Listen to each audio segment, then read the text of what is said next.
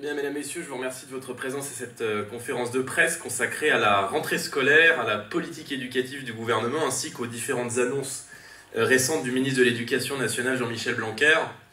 Je prononce cette introduction en ma qualité de directeur du mouvement de jeunesse du Rassemblement national Génération Nation.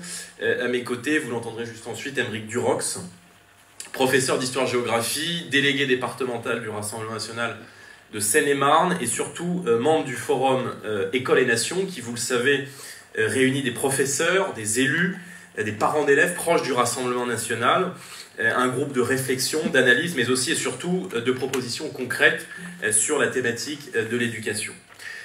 Depuis sa nomination en mai 2017, Jean-Michel Blanquer a su donner l'image d'un ministre de l'Éducation nationale compétent et ambitieux.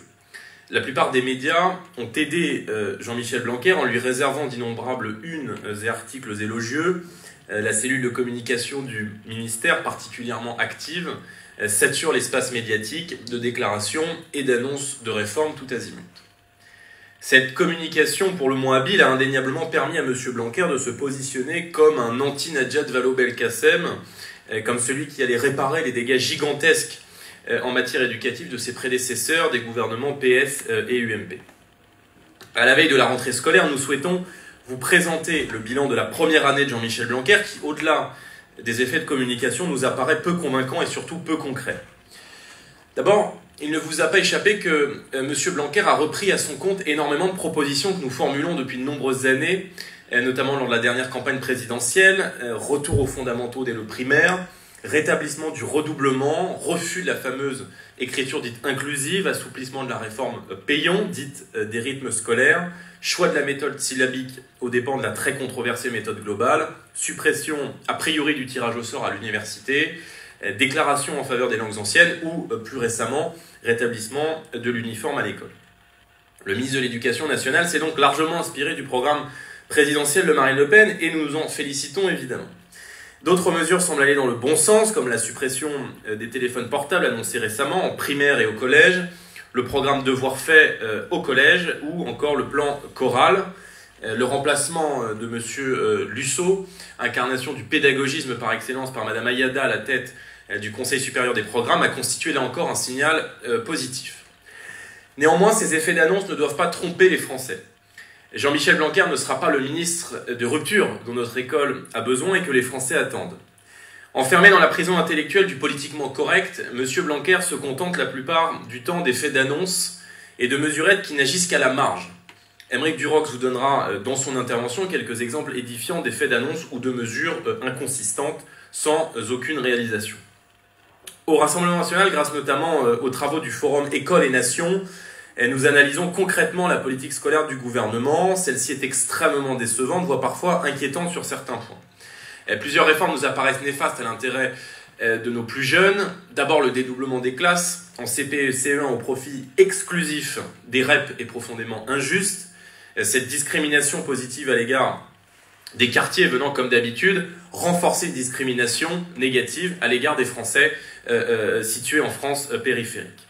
L'inaction du gouvernement ensuite face aux activistes d'extrême gauche dans les universités lors des blocages, qui fut un véritable scandale privant des milliers d'étudiants de conditions d'études et d'examens dignes pendant plusieurs semaines, avec la clé, nous l'avons appris récemment dans la presse, une addition de 7 millions d'euros de dégâts qui demeurent évidemment à la charge de la puissance publique, et donc des Français.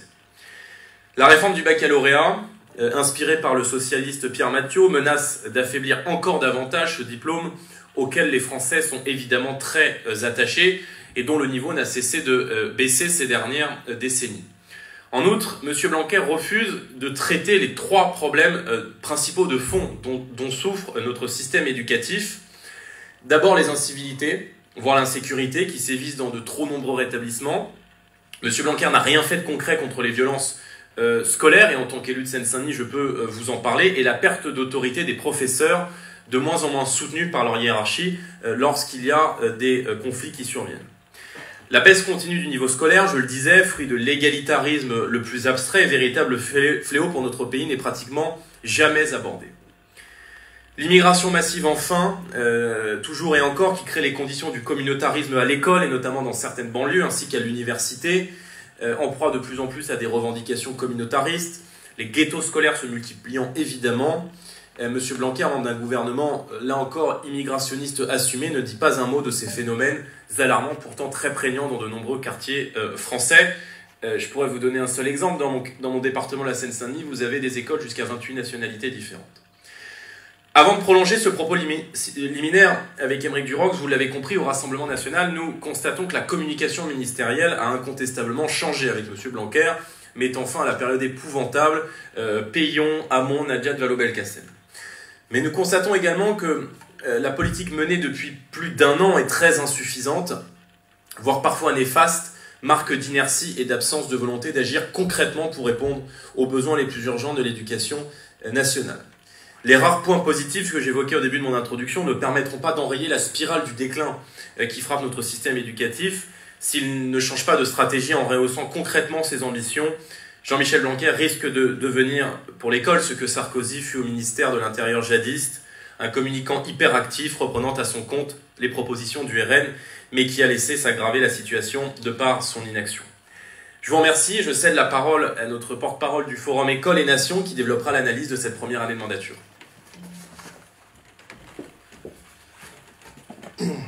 Madame, Messieurs, comme Jordan Bardella l'a indiqué, je voudrais revenir devant vous sur les nombreux effets d'annonce de M. Blanquer, malheureusement non suivis d'effets, ce qui semble d'ailleurs être une constante de ce ministère et plus largement de ce gouvernement.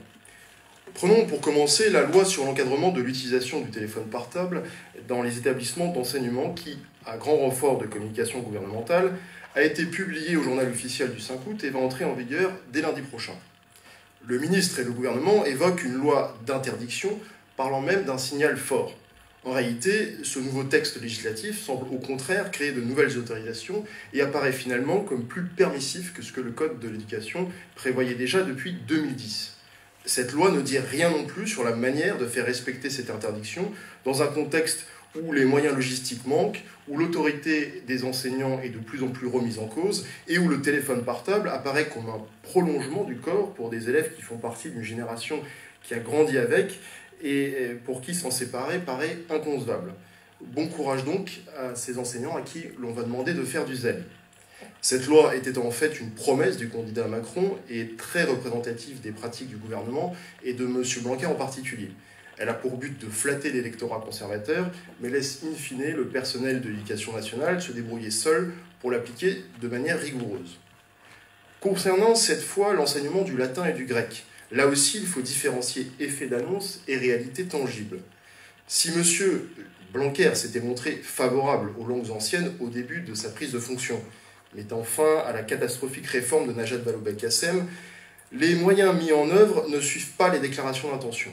Au contraire, si les arrêtés publiés cet été à propos de la réforme du lycée semblent maintenir, très artificiellement, l'enseignement du latin et du grec, au moins dans la communication ministérielle, ces derniers disparaissent néanmoins presque totalement au baccalauréat, où ils ne représenteront plus qu'environ 1% de la note totale.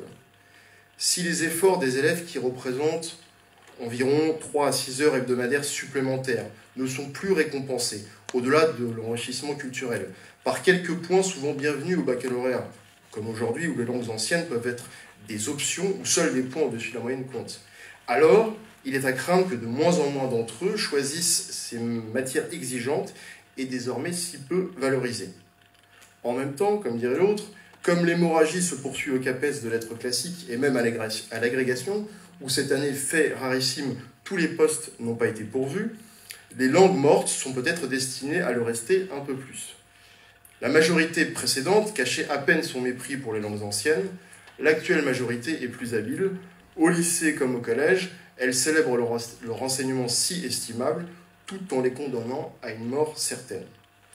Autre effet d'annonce qui, cette fois, dépasse la seule personne du ministre Blanquer, la question du voile islamique pour les mères accompagnatrices lors des sorties scolaires. Jean-Michel Blanquer s'y était montré personnellement opposé. Le président de la République s'y est déclaré, lui, favorable, disqualifiant ainsi son propre ministre et envoyant un très mauvais signal à tous les défenseurs de la laïcité. Dans le même registre des grandes déclarations, les assises de la maternelle ont débouché, selon le mot de M. Blanquer, sur un moment historique qui a consisté à rendre obligatoire l'école maternelle à partir de 3 ans en 2019. Or, 98% des petits Français sont d'ores et déjà scolarisés à cet âge-là dans notre pays. Une fois de plus, la communication s'impose à peu de frais. Par ailleurs, cette mesure devrait coûter 1 millier de postes d'enseignants. Or, le ministère en supprime autant dès cette rentrée, notamment dans les zones rurales, au profit des écoles REP. On voit là encore le décalage complet entre annonce et réalité. De même, à propos de l'écriture inclusive, à laquelle s'est opposé notre ministre, mais qui continue de sévir sur des sites institutionnels comme Eduscol, ou même dans les sous-titres des vidéos dont est friand le ministre. Que fait donc M. Blanquer pour mettre enfin en accord ses paroles et ses actes au sein de son propre ministère? Peut-être doit-on poser la question autrement. M. Blanquer a-t-il le contrôle de son ministère ou se contente-t-il de siéger dans une tour d'ivoire? Passons désormais à ces mesures qui nous semblent insuffisantes, voire très insuffisantes. À commencer par la plus polémique d'entre elles, l'instauration de Parcoursup à la place du très décrié APB, censé résoudre les problèmes rencontrés par cette plateforme et en finir notamment avec la situation inique du tirage au sort dans certaines filières. Alors que Parcoursup va bientôt fermer, un premier bilan peut être fait et il n'est pas reluisant. Certes, il n'y a plus de tirage au sort, mais le système est critiqué pour son opacité, ses algorithmes étranges et surtout pour sa lenteur. À titre de comparaison, il y a un an, 6 000 étudiants étaient encore sans affectation sur APB, contre 62 000 cette année, à la même période. La précipitation du ministère s'est traduite cet été, et se traduit encore en ce début d'année scolaire, par un recrutement lourd à gérer pour l'université. Pire, nombre d'étudiants se sont retrouvés et se retrouvent encore dans une situation de plus grande précarité administrative, locative, économique. Pour un système qui devait simplifier et fluidifier la procédure, l'échec est patent. De même, la réforme du bac engage nos lycées dans une restructuration très lourde qui ne traitera aucun des problèmes de fond. Ainsi, avec le grand oral et le contrôle continu, le diplôme va au contraire continuer de se dévaluer. Le système du bac à la carte, avec le choix des enseignements de spécialité, reviendra in fine à recréer les filières L, ES, S censées disparaître.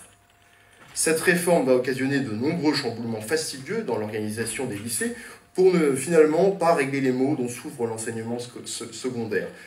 Baisse du niveau qui affecte particulièrement la valeur des diplômes, perte d'autorité des maîtres, incivilité, voire insécurité dans les établissements et crise de vocation pour les métiers d'enseignants, notamment pour le CAPES de mathématiques et de lettres dont nous avons parlé.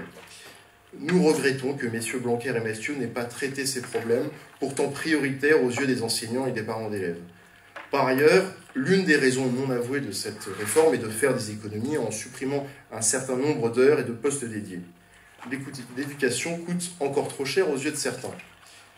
La réforme du diplôme national du brevet, quant à elle, n'est pas non plus satisfaisante. Loin s'en faut, en effet, le DNB, premier diplôme décerné aux jeunes Français en fin de troisième, je le rappelle, a été quasiment vidé de sa substance par les innombrables réformes dont il a été l'objet. Héritier du BEPC, brevet d'études du premier cycle, il a vu son niveau s'effondrer pour devenir un diplôme sans valeur sur le marché du travail et sans utilité dans le parcours scolaire puisqu'il ne conditionne aucunement l'orientation. Un élève peut tout à fait passer en seconde, même en ayant raté son brevet. M. Blanquer, par pur conformisme, refuse de remettre en question cette dérive du brevet pour tous. Il confirme le principe du contrôle continu, à hauteur de 50% de la note totale, ainsi que l'enfumage pédagogiste autour du socle commun des connaissances, de compétences et de culture. Pire, l'évaluation du socle, c'est-à-dire le contrôle continu, se fera toujours selon 4 appréciations et non des notes chiffrées. Cette réforme 2018 est donc un rendez-vous manqué, M. Blanquer restant prisonnier de la doxa égalitariste.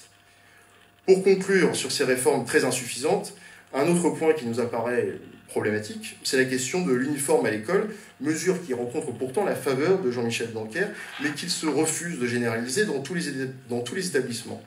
Cette mesure apporterait pourtant un grand nombre de solutions aux maux qui traversent l'école française, et elle en serait d'autant plus facile à appliquer qu'elle est publicitée par environ 67% des Français dans les divers sondages. Au Forum École des Nations, nous sommes favorables à son instauration dans les écoles primaires et collèges et regrettons le manque de courage du ministre à ce sujet, comme sur d'autres. La méthode Blanquer, nous l'avons vu, c'est saturer l'espace médiatique d'annonces tout azimuts, mais sans agir sur les causes profondes du malaise de l'éducation nationale.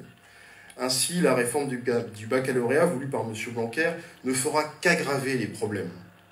Le Forum École et Nations pense au contraire que le sauvetage du baccalauréat passe par une restauration de son niveau d'exigence. Il doit redevenir sélectif pour trouver sa crédibilité et éviter ainsi l'échec massif à l'université. Par ailleurs, la crise des vocations et les démissions de plus en plus importantes des enseignants sont les symptômes les plus marquants d'une éducation nationale qui va mal et qui ne parvient plus, malgré toutes ces réformes, à rendre le métier attractif. L'une des premières raisons tient évidemment aux conditions de travail qui sont de plus en plus dures et qui rebutent des candidats recrutés à Bac+5. Une autre raison vient d'un salaire peu attractif et de perspectives de carrière guère enthousiasmantes. Rappelons qu'un enseignant débutant gagnait 2 fois le salaire minimum il y a 20 ans, contre seulement 1,2 fois aujourd'hui.